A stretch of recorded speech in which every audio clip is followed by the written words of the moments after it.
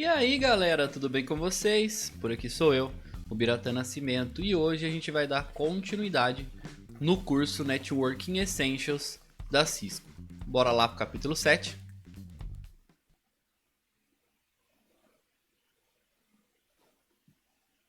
Muito bem, estamos aqui então com o capítulo 7, é um capítulo que aborda alguns conceitos de segurança de redes. Então, o objetivo do capítulo é explicar ameaças contra a segurança de rede, tipos de ameaça contra a segurança de rede, ferramentas e softwares para mitigar essas ameaças contra a segurança de rede e configurar um firewall para controlar o tráfego de rede.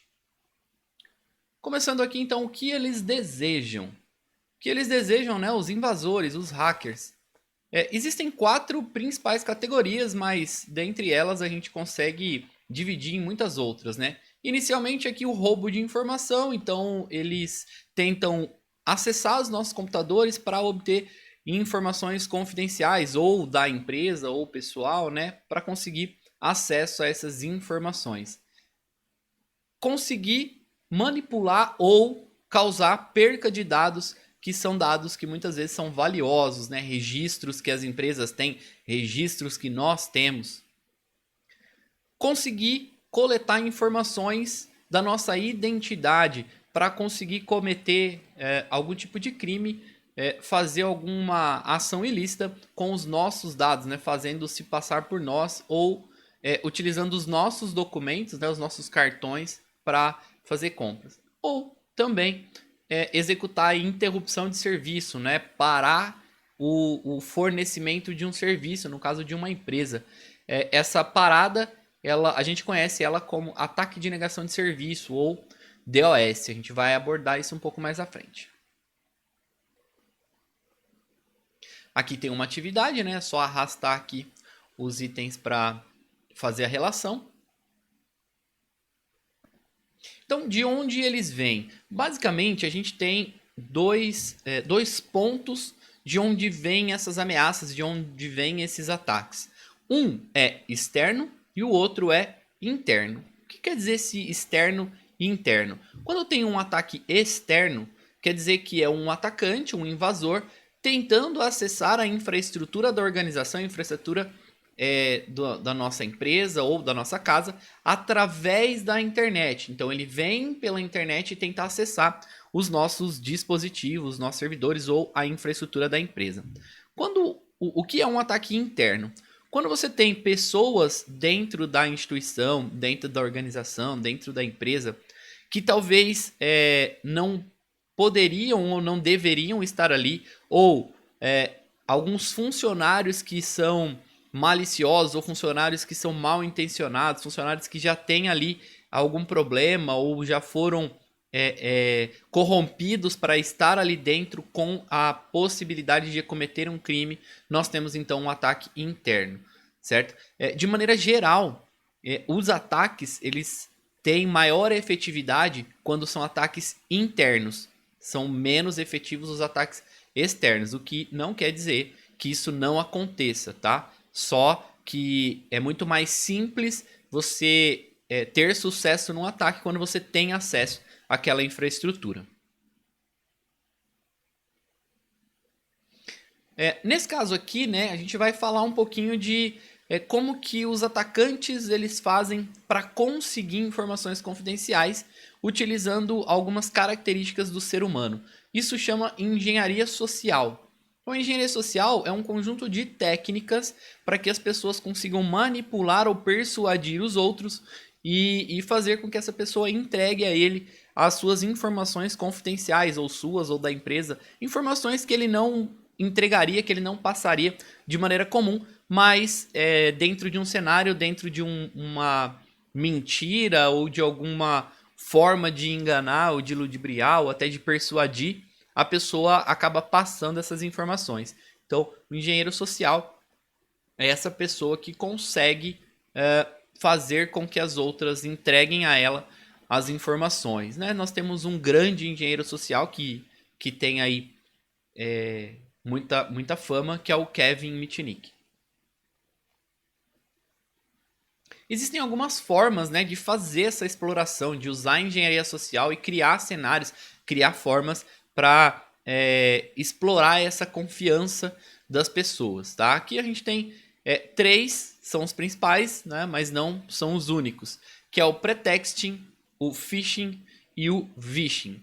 O pretexting é quando existe um cenário montado, né? Existe um pretexto, existe ali uma situação onde o atacante coloca a vítima dentro e ali ele tenta persuadir de alguma forma para conseguir estabelecer ali uma comunicação legítima e retirar e colher esses dados. O phishing, que é o mais comum e conhecido, é quando a gente recebe, né, uma isca. Então, geralmente isso chega por e-mail com alguma informação que às vezes a gente ou não é de alguma empresa e recebe uma promoção ou algum evento ali que você se interessa em clicar. Aí você clica no link e aí você morde a isca. Então, isso aí é o phishing. E o vishing, ele tem a mesma proposta, porém ele trabalha em cima de voz sobre IP, do VoIP. E aí ele vai trabalhar em cima de correios de voz, né? Aquelas mensagens que ficam no celular. É enviado e aí você, dentro daquele processo de serviço telefônico ali, você acaba passando algumas informações. Quando o software é o problema. Então, o que a gente pode entender disso? Existem alguns programas que são programas maliciosos, tá? Esses programas maliciosos, eles têm um nome, uma grande característica lá. O nome desse grande conjunto de softwares é malware. Todo software malicioso é um malware. Existem algumas pessoas que às vezes confundem, né? Ah, eu peguei um malware ou eu peguei um vírus? Se você pegou um vírus, você pegou um malware. Malware é a grande categoria ali, é o guarda-chuva, que dentro dele tem um monte de softwares maliciosos. Dentre eles, o vírus, o worm, o cavalo de Troia e muitos outros que a gente vai ver aqui, tá? Basicamente, esses aqui são os mais comuns da gente encontrar ou da gente ouvir falar, né? Mas hoje está muito em alta um malware que é o ransomware, que é aquele que sequestra os dados, né? Aquele que criptografa os dados e cobra resgate por isso. O vírus, ele é basicamente a mesma coisa de um worm, só que a grande diferença entre o vírus e o worm é que o vírus ele depende de um hospedeiro e o worm não. O worm ele consegue se replicar sem precisar de uma ação do usuário. Então o vírus ele precisa ser executado e ter um programa para ele se prender e rodar. O worm não, o worm ele pode se auto-executar e pode se auto-propagar pela rede. No caso do cavalo de Troia, a gente tem aí um software que dentro dele ele esconde uma outra aplicação maliciosa. Então, às vezes você baixa um software e instala ele e dentro dele vem alguma coisa escondida que vai infectar a sua máquina. Aqui então uma atividade onde você vai ler o cenário e vai identificar se é um cenário de worm, é um cenário de vírus ou é um cenário de cavalo de Troia. A gente falou ali no começo, né, sobre ataques de negação de serviço. Então o que é um ataque de negação de serviço? É quando eu tenho um atacante que ele faz um número de requisições muito alto a um serviço ou a um servidor, a ponto daquele serviço ou daquele servidor não ter mais condições de responder, né? Então ele fica sobrecarregado e não consegue responder. Assim, todos os outros que precisam daquele serviço não vão conseguir mais ter a resposta daquele serviço. Esse então é o ataque de negação de serviço. Quando eu tenho o ataque de negação de serviço distribuído ou DDoS, eu tenho o mesmo conceito, né, que é um invasor, um atacante, só que esse atacante ele tem o controle sobre outras máquinas. A gente vai falar um pouco mais do que é isso ali na frente. Mas ele dispara um comando para que esses outros dispositivos, equipamentos, disparem também um excesso de solicitação de tráfego para esse serviço. E aí também ele acaba ocasionando uma sobrecarga e faz com que o serviço ou o servidor pare de funcionar. A diferença do DOS para o DDoS é que no DOS você tem um ataque direcionado e único, no DDoS você tem um ataque direcionado, mas de diversos outros hosts a um mesmo ponto.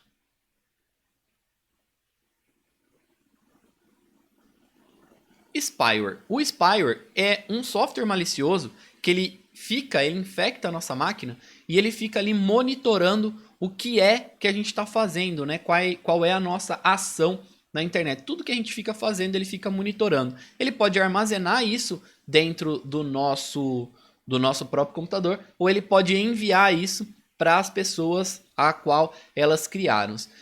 Dentro dessas categorias, né, que nós temos aí de softwares espiões, a gente pode colocar aqui os softwares de rastreamento, né, que funcionam para marketing, o spyware, rastreamento de cookies, adware e pop-ups. E a gente tem também os pop-unders, a gente vai falar daqui a pouco, tá? Então, quando a gente tem um rastreamento de cookie, hoje, né, falar sobre cookies está muito na moda, porque com a LGPD, todos os sites agora precisam avisar que eles estão coletando os cookies. Mas a LGPD não é só isso, mas hoje isso fica mais nítido, porque você sempre tem que estar aceitando aqueles cookies, o que antigamente já acontecia, mas você não precisava aceitar. Ele já gravava suas informações sem te avisar, sem você saber. Falando um pouquinho sobre adware. Então, o adware ele é uma forma de espião, né? Uma forma de espionar ali as suas informações, né? De coletar as coisas ali, mas geralmente ele vem dentro de um software gratuito. Então você vai lá e baixa um programa gratuito e a hora que você instala, ele vai ali e instala um adware, que também vai fazer ali uma espionagem. Pop-ups e pop-unders são os dois tipos de publicidade ou de propagandas que a gente tem. Toda vez que a gente abre um navegador, abre alguma janela e pula uma outra janela na frente da nossa navegação, aquilo ali é um pop-up. Às vezes, você está navegando, né? E quando você vai fechar, você observa na barra de tarefas e tem muitas outras janelas que você não solicitou que são abertas. Então, esses aí são os pop-unders. São as janelas que abrem escondidas, né? Abrem por trás do navegador que você está ali executando. Então, de qualquer forma, os dois podem monitorar, os dois podem gerar tráfego que não é o que você quer, podem infectar a máquina também, trazer outras coisas que não são o que você pediu. Botnets e zumbi, né? Quando a gente fala de bot, ele é um derivado da palavra robô, né? O robot do inglês. Então, o que acontece? Quando eu tenho máquinas que são infectadas por algum tipo de software, essa máquina ela acaba se tornando uma máquina zumbi, ou ela pode ter controle, ser controlada por um invasor, por um hacker. Quando esse hacker, esse invasor, ele tem diversas máquinas zumbi na mão, ele tem ali um controle de um grupo grande de máquinas, e aí a gente chama isso de botnet. São várias máquinas que estão ali formando uma rede de zumbis. Então, botnet é uma rede de robôs, de zumbis, tá?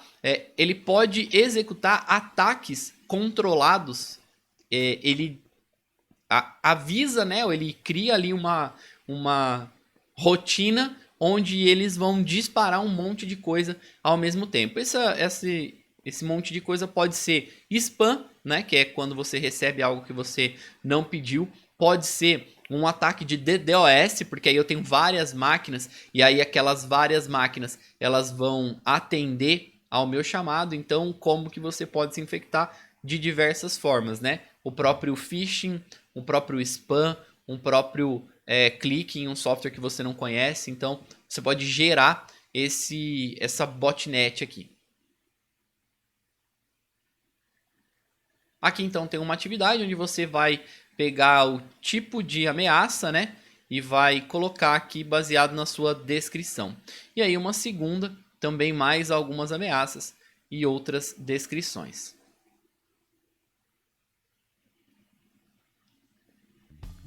Pessoal, então para não ficar muito extensa a aula, e essa segunda parte é uma parte que a gente vai falar exclusivamente sobre ferramentas de proteção e segurança, tá?